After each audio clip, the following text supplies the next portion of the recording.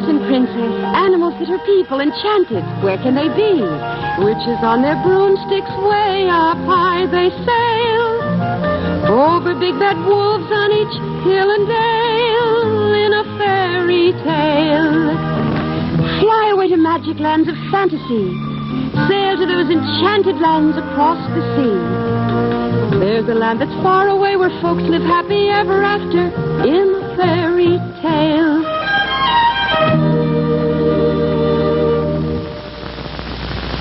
From the pen of Hans Christian Andersen, the tale of the Wild Swans.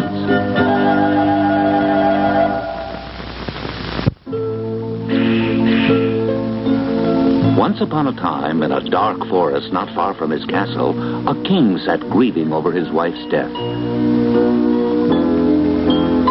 The king was so unhappy he didn't realize he had wandered into the land of an evil sorceress.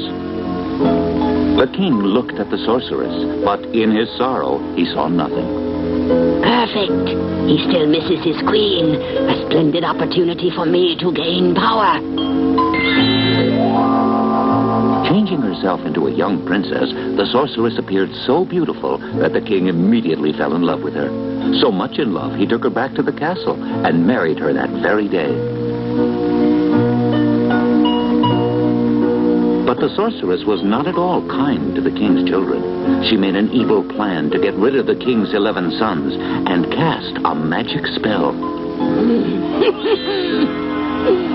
Fly out into the world and look after yourselves. You shall fly about like birds and have no voices. Elise, the king's only daughter, was horrified to see her brothers turn into wild swans and fly away from the castle. My brothers, stop! Where are you going?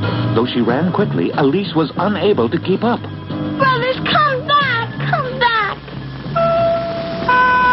But the wild swans kept flying toward the sea. Elise knelt on the shore and wept. All that was left behind was a swan's feather. She knew this might be the last she would see of her brothers for years, but her heart told her that one day they would return. And so she waited in a cave near the sea as summer turned to winter and winter gave way to spring. Autumn came with wind and storm, then once again bitter winter. Years passed. Elise had grown into a tall, beautiful young girl, still longing for her brother's return. Beyond the sea, in a land unknown to Elise, her brothers passed their days forced to live as wild swans.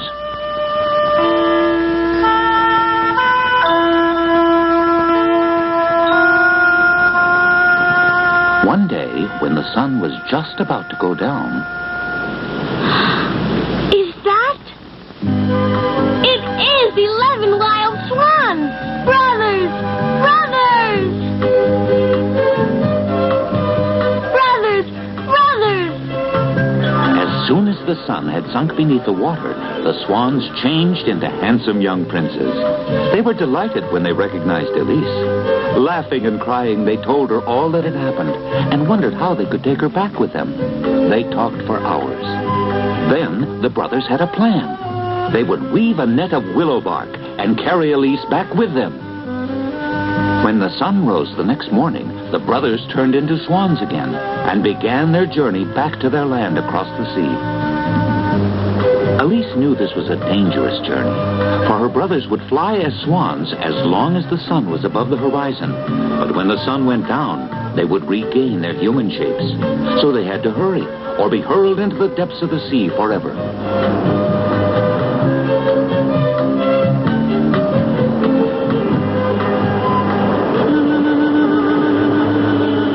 When sunset came, there was no land in sight. The swans had flown slower than usual because of the weight of their sister. Elise feared that they would all be hurled into the sea. Suddenly, the swans plunged downward. Land! I see land! They arrived safely, and just in time.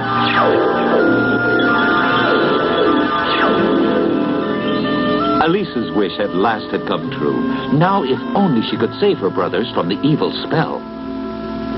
That night, a fairy appeared and told Elise, Your brothers can be saved, but you must have courage and endurance enough for it. You must pluck the stinging nettles that grow only near the cave where you sleep, or in the churchyard. The nettles will burn and blister your hands, but they will also break the evil spell. Crush the nettles and you will have flax. Of this you must weave 11 coats, one for each of your brothers.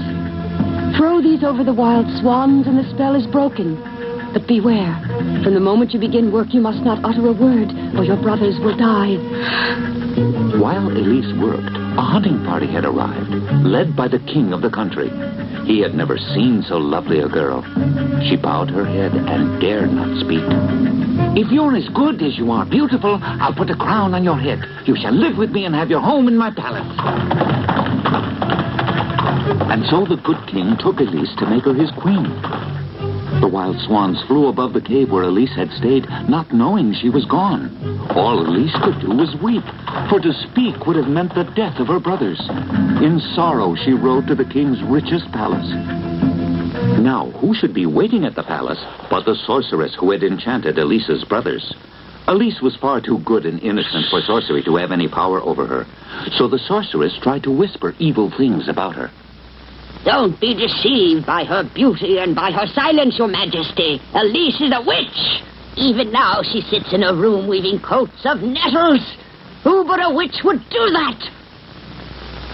You refuse to listen, sire, but time will prove I'm right. Elise used up all her nettles on the 7th coat. With terror in her heart, she stole down at night to go to the churchyard where the nettles grew.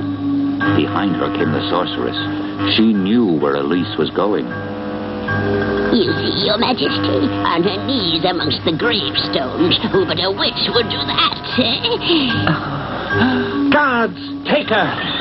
The people must judge her. In the dungeon, she set to work again. Even as the king's council accused her of witchcraft, Elise kept weaving the coats of nettles. Then came the order, she shall die as a witch. As Elise was sent to her death amid insults from the townspeople, she continued to weave her brother's magic coats. 10 coats were completed. She labored away at the 11th. All the townspeople came out to see the witch burn. Let her be consumed in the glowing flames, they cried. But Elise kept weaving.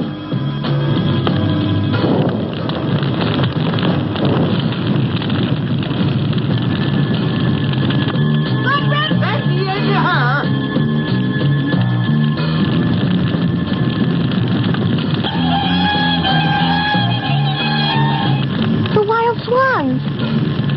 11 wild swans, Elise's brothers, arrived just as she completed the final coat.